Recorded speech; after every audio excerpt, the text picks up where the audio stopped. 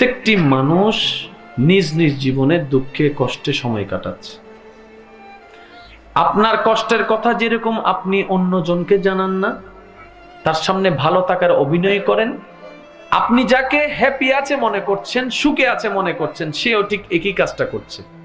আপনার দৃষ্টিতে যে সুখী, তার দৃষ্টিতে আবার আপনি সুখী। যার যার জায়গায় সবাই কষ্টে আছে। মনে রাখবেন, জীবন যুদ্ধের ময়দান। প্রত্যেকটি মানুষ হচ্ছে সেই যুদ্ধের ময়দানের এক একজন নির্ভীক সৈনিক।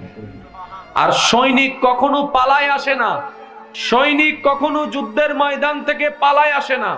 যতক্ষণ প্রাণ থাকবে সে লড়ে যাওয়ার চেষ্টা করেই যাবে। আজকে থেকে 4-5 বছর আগেও আমাদের জীবনে কষ্ট দুঃখ ছিল কি ছিল না?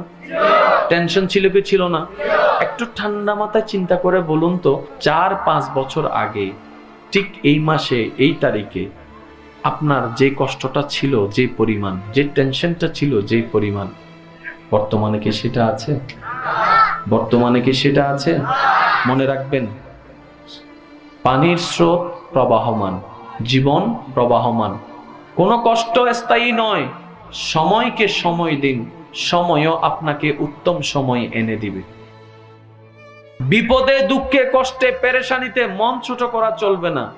মনে রাখবেন, প্রতিটি বিপদ আমাদের জন্য আরেক ধাপ সামনে এগিয়ে যাওয়ার এক একটা সিঁড়ি।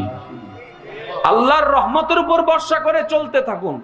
মনকে প্রসন্ন রাখুন, মনকে প্রশান্তি রাখুন।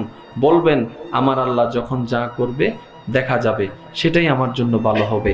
বান্দা হিসেবে আল্লাহর সন্তুষ্টির উপর নিজেকে সন্তুষ্টি রাখতে পারার নামেই হচ্ছে বান্দার কাজ।